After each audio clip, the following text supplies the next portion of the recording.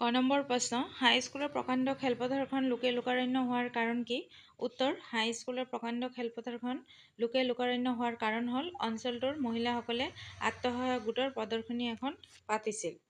খ নম্বৰ, প্ৰদৰ্শনীখন কোনে পাতিছিল? উত্তৰ, প্ৰদৰ্শনীখন অঞ্চলটোৰ মহিলাসকলে পাতিছিল।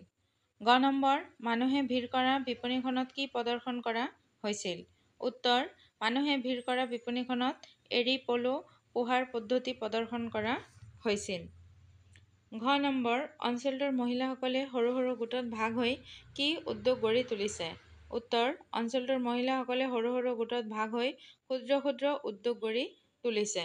ঙ নম্বৰ, স্বাৱলম্বনৰ কাৰণে গঠন কৰা গোটবোৰক কি বুলি জনা যায়?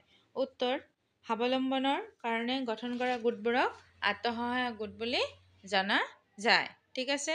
৬ নম্বৰ প্ৰশ্ন কি দিছে চোৱা। এই গোটবোৰে উৎপাদন কৰা সামগ্ৰীসমূহ কি কৰা হয়?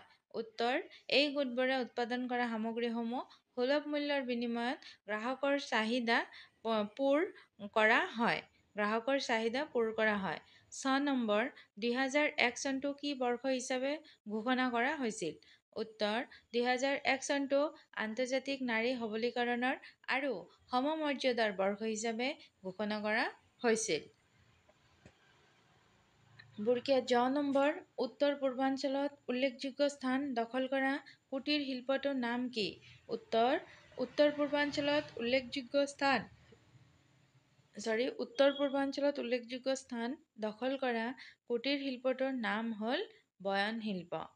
ঝ নম্বৰ, প্ৰাক-স্বাধীন কালতেই নাৰীক অৰ্থনৈতিকভাৱে স্বাৱলম্বী কৰাৰ বাবে কোনে চিন্তা কৰিছিল?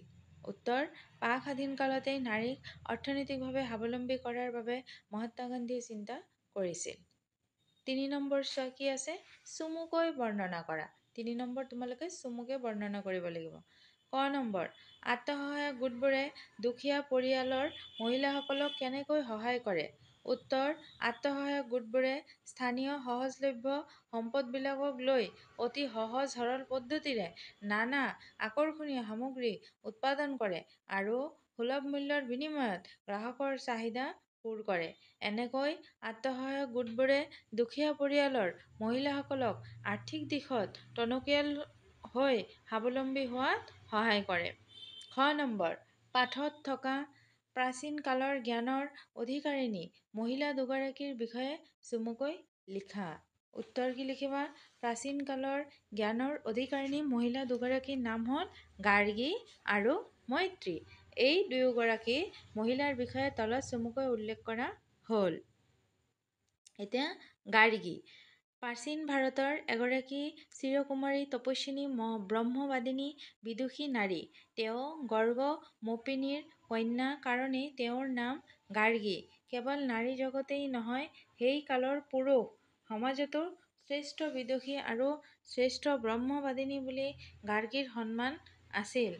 প্ৰচুৰ জ্ঞানৰ অধিকাৰী ব্ৰহ্মবিদ যাজ্ঞবল্ক্য মুনিয়ে গাৰ্গীৰ ওচৰত ব্ৰহ্ম সম্বন্ধে তৰ্ক আৰু প্ৰশ্নত হাৰ মানিবলগীয়া হৈছিল। নেক্সট, মৈত্ৰী। এওঁ হ'ল মৈত্ৰেয় মুনিৰ কন্যা আৰু ব্ৰহ্মবিদ যাজ্ঞবল্ক্য ঋষিৰ জ্যেষ্ঠ পত্নী।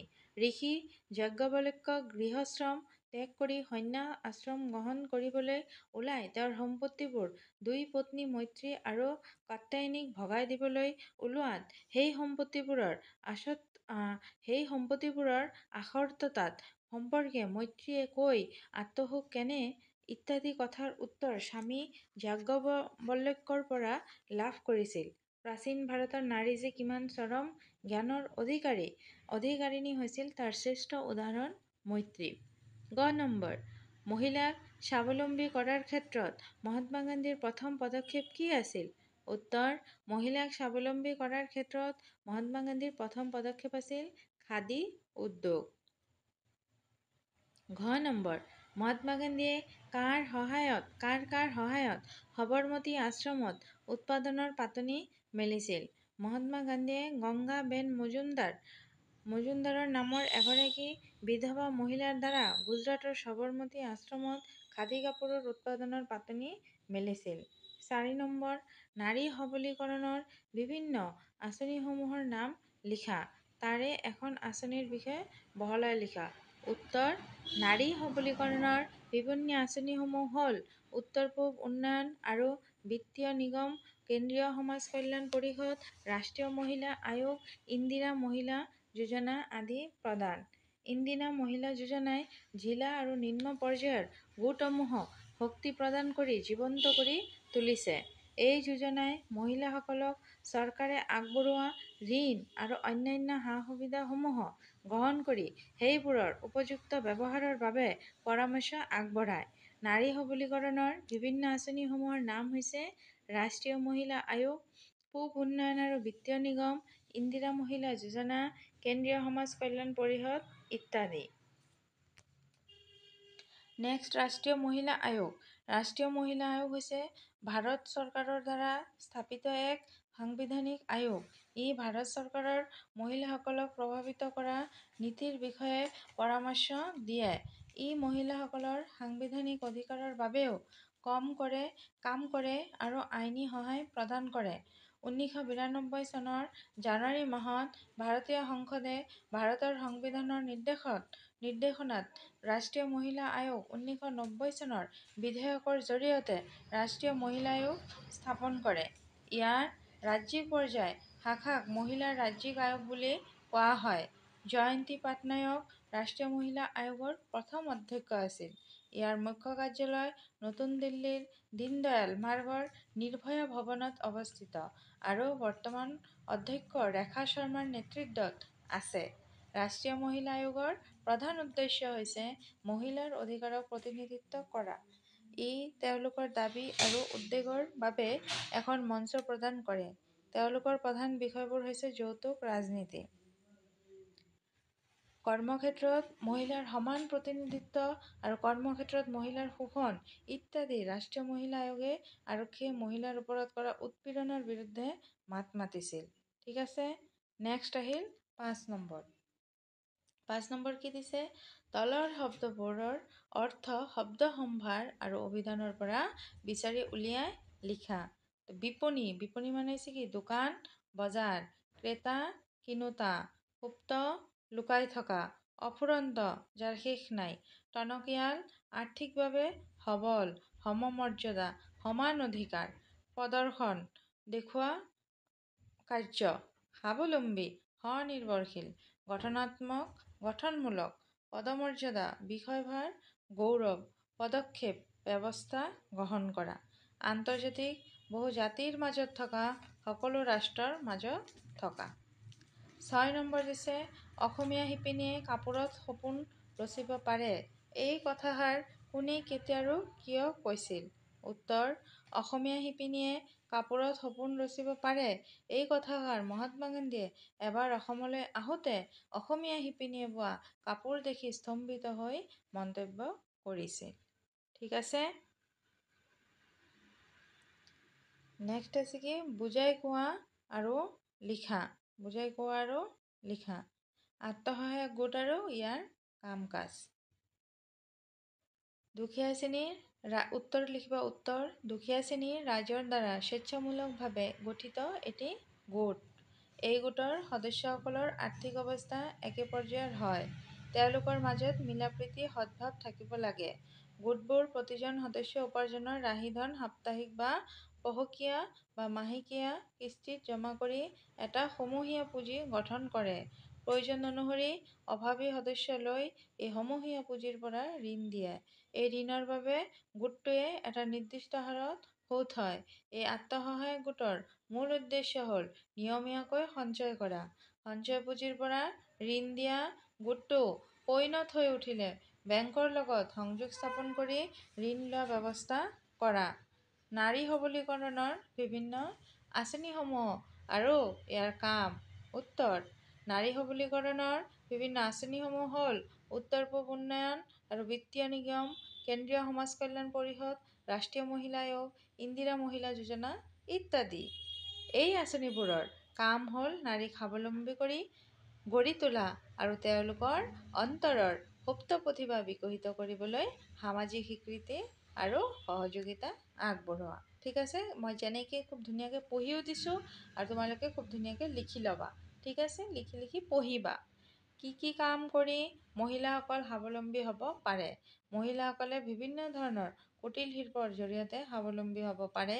নিজৰ হাতেৰে বনোৱা বস্তু নিজৰ ঘৰতে উদ্যোগ প্ৰতিষ্ঠা কৰিও স্বাৱলম্বন হ'ব পাৰে। 8 নম্বৰ হৈছে অৰ্থৰ পাৰ্থক্য দেখুৱাই বাক্য ৰচনা কৰা। তো নাৰী মহিলা, তাৰপিছত নাৰী মানে হৈছে মহিলা। আজিৰ নাৰীসকল সকলো দিশত আগবঢ়া। আৰু এই নাৰী মানে হৈছে নাৰী দুৰী নাটকখন চাই হাঁহিত পেটৰ নাড়ীডাল ডাল হৈ গ'ল, মানে লৰচৰ হৈ গ'ল। আৰু আচল মানে হৈছে প্ৰকৃত, আচল কথাটো এতিয়াহে পোহৰলৈ আহিল।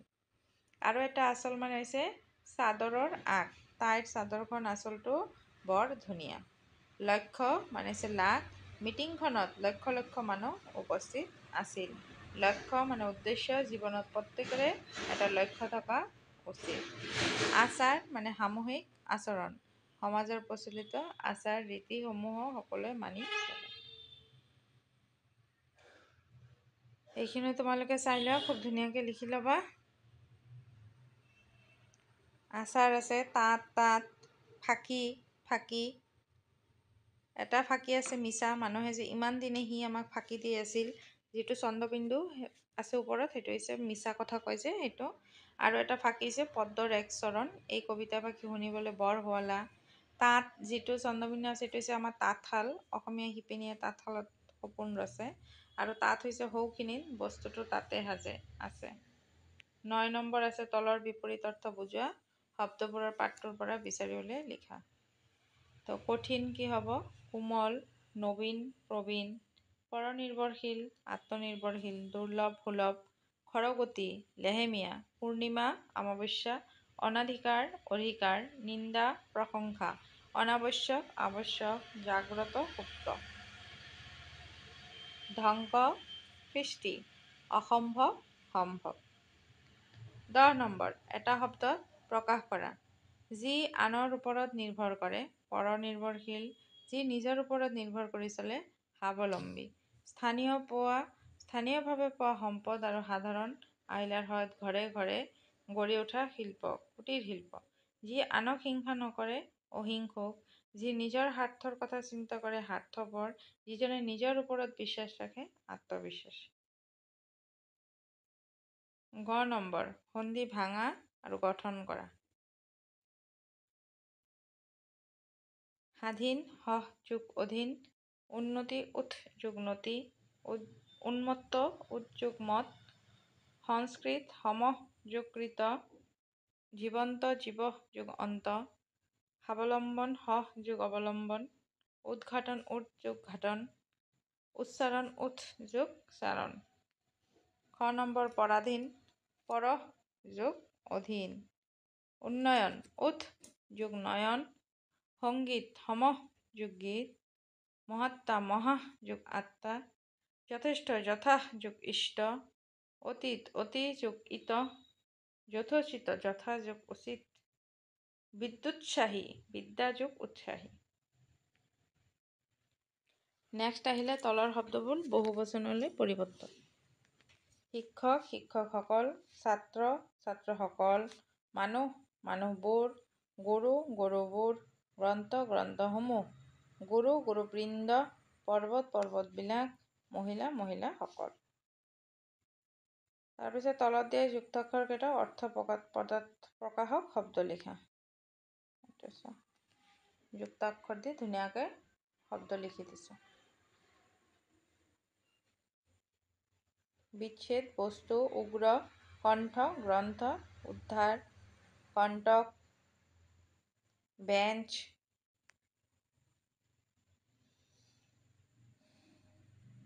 14 নম্বৰ আছে বাক্য ৰচনা।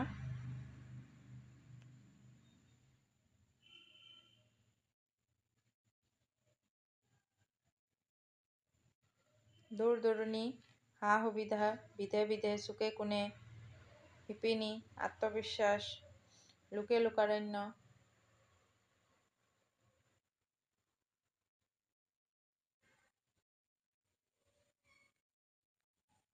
তাৰপিছত আছে 15 নম্বৰ লিংগ নিৰ্ণয়।